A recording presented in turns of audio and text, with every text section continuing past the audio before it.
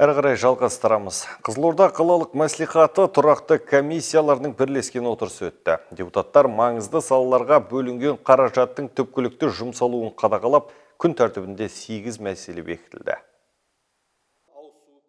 Бірлескен отырысқа қала әкімі Асылбек Шәменов қатысып, өңірде атқарылып жатқан ауқымды жұмыстар жайын баяндады. Биылғы қала бюджеті 52,3 миллиард теңгемен бекітіліп, бүгінде оның көлемі 91,4 миллиард теңгеге ұлғайған. Сонымен қатар қала әкімі тұрғын үй құрылысын дамытуға, әлеуметтік және инженерлік инфрақұрылымды жақсартуға барлық деңгейлі бюджеттен 101 миллиард теңге бөлінді деді.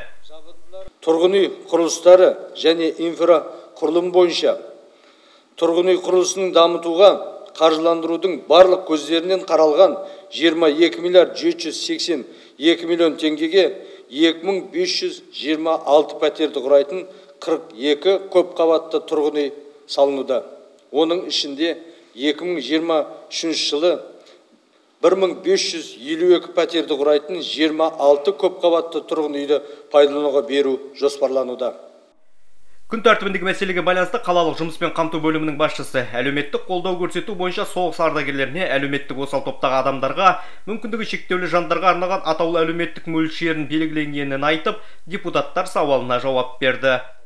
Және бір ғана айта кететін нәрсе, бұрын осы төлемменен 13 түрлі төлем төленіп келсе, 14-ші төлемнің жаңа түрі енгізіліп тұр. Ол бас бостандығынан айырылған азаматтарға бір реттік әлеуметтік төлем. Ол 15 есе айлық есептік көлемінде беріледі.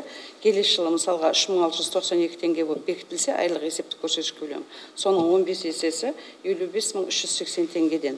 Бұл дегеніміз енді осы жазасын өтеп келген орындардан келген адамдарды әлеуметтік қолдау, яғни құжаттарын рәсімдеуге, басқа адамна бейбіт өмірге бейімделуіне осы әлеуметтік қолдау болып табылады. Депутаттар бұған дейін қалалық төтенше жағдайлар басқармасына қарасы номері 1 мамандандырылған өрт сөндіру бөлімінде болып, өрт сөндіру қызметінің жағдайы, жедел құтқару жасағының жарақтану мәселелерімен танысқан болатын. Аралау барысында 1477 өрт сөндіру гидранты қаралып, оның 280-ші жарамсыз екендігі анықталған. Мәселен, көптеген гидранттар су көзі жүйелерінен ажартылған, плитасы дұрыс орналастырылмаған, су келтіретін штоктары жойылып, іші қоқыспен толтырылған және үстіне жол салынып кеткен.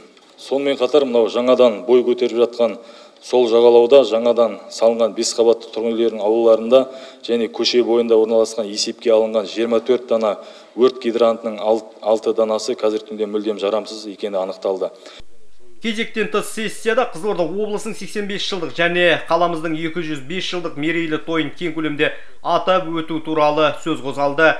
Айтулы мерекеге орай арнайы іс-шаралар жоспары бекітіліп, қала тұрғындары мен қонақтарына мерекелік мәдени іс-шаралар тізбегі айтылды.